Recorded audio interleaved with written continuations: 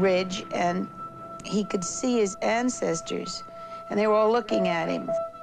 Patton said he could read their eyes, and they said to him, "Georgie, Georgie, you're a disappointment to us lying low down there. Just remember, lots of Pattons have been killed, but there never was one who was a coward." Patton drew courage from the vision, and so he wrote, "I got up, drew my gun, and gave commands." And of course, we won that battle.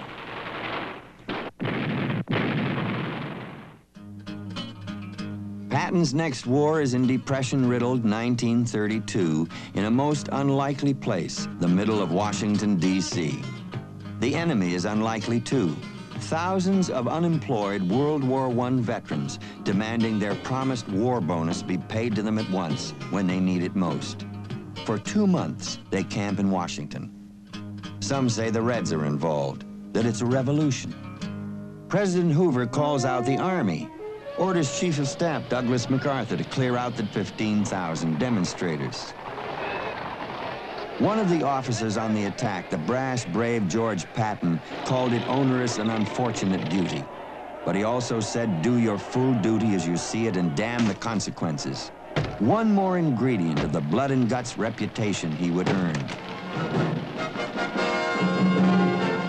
Within hours, it was over.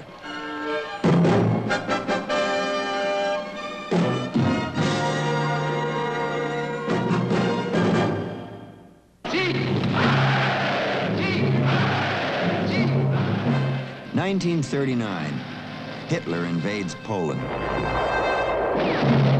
2 days later, Britain and France declare war on Germany. America holds its peace, but President Roosevelt calls on the nation to prepare itself. Giant war games begin. And George S. Patton gets another chance to practice war, as tens of thousands of Americans are sent swarming over the rural South and Southern California. Among them, Patton's tanks. Reporters assigned to cover the maneuvers are captivated by the brash Patton, who shouts curses, drives his machines and his men past their limits, and designs his own flashy, if ridiculous, uniforms. A hard-nosed commanding officer who even finds time for fashion, creating a new uniform in a color so dark it won't show tank grease, with padded seats for rough rides, and multiple pockets for the gadgets of mechanical warfare, topped by a golden tanker's helmet for the general himself.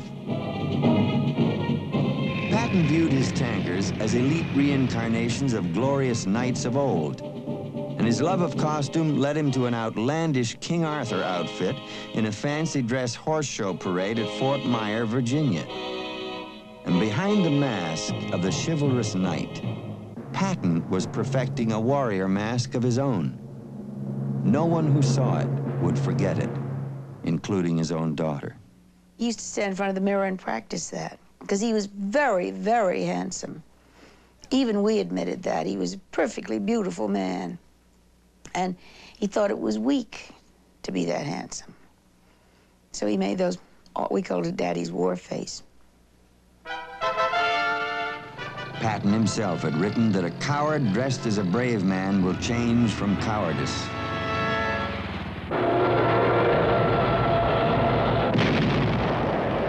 December 7th, 1941, the Japanese pull their surprise.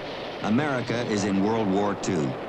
The moment Patton has been practicing for is upon him, upon the man who grew up on heroic epics, the man who had trouble learning to read, but who had studied the tactics and strategies of every major battle since the Trojan War.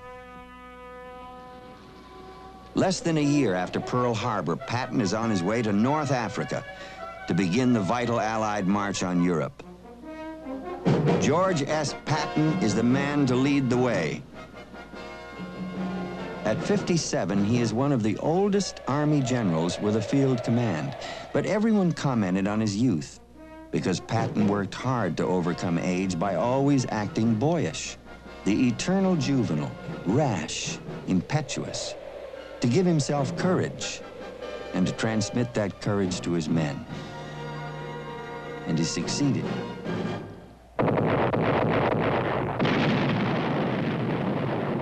"72 hours after Patton's Western Task Force hits the African beach, November 8th, 1942, it's all over. Patton wins. It's America's first victory against Hitler.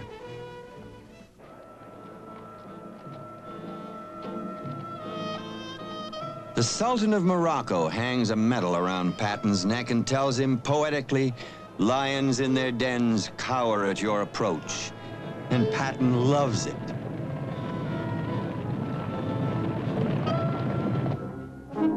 Then Patton moves on across Africa to hunt down the leading Nazi tank commander, Field Marshal Rommel,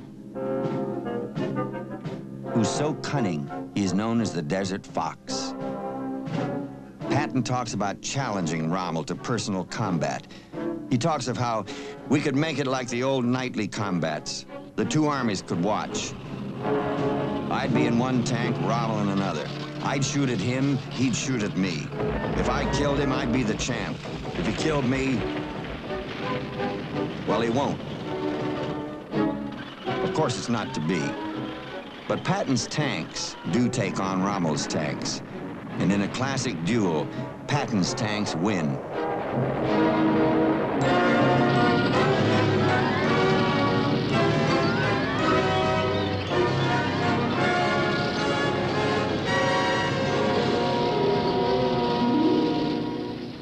Next stop, Sicily.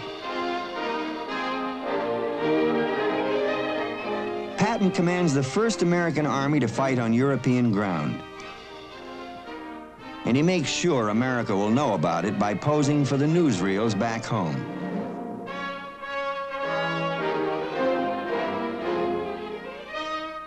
But the American hero gets an unpleasant surprise. Patton is not pleased to learn that higher headquarters have assigned the starring role to Britain's own hero, Montgomery. Patton doesn't like to be second to anyone, not even an ally. So Patton interprets his orders rather loosely, on purpose. Racing the methodical Monty to the objective, the city of Messina, and getting there first. Patton is the hero once again. But again, a complicated hero. And that complexity almost costs him his career. The crisis in character erupts at an obscure field hospital in Sicily. The general is on a routine visit to cheer up the wounded when he comes smack up against a frightened GI suffering from battle fatigue. Patton cannot feel sympathy, only anger. This side of war he cannot tolerate. It smacks of failure, cowardice, of what he fears himself. Perhaps to blot out his own fear, he slaps the soldier hard in anger. And the crack of his glove is heard all the way to Washington. The hero has fallen. Or has he? General Eisenhower desperately needs his star tank commander for the coming invasion of France. And so instead of firing Patton, to still the public outcry he expects, Ike orders his unpredictable charge to apologize to all his troops. Hard as it is for Patton, he obeys. He tells the GI he slapped that he is sorry, and he reports to Ike, "We shook hands." Then, division by division, Patton delivers 10-minute talks, mostly inspirational, but toward the end of each, he does express sincere regrets for being guilty on too many occasions, perhaps, of criticizing and loud talking. Some call it vague, but most felt the effort must have been humiliating to Patton. In any case, the scandal is overcome, and Patton's job is saved for the time he's needed most.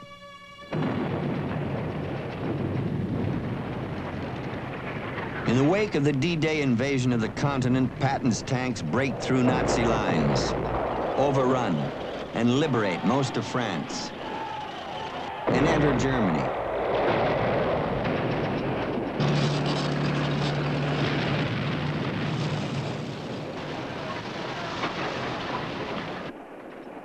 It seems the war is about over when Hitler springs his big surprise.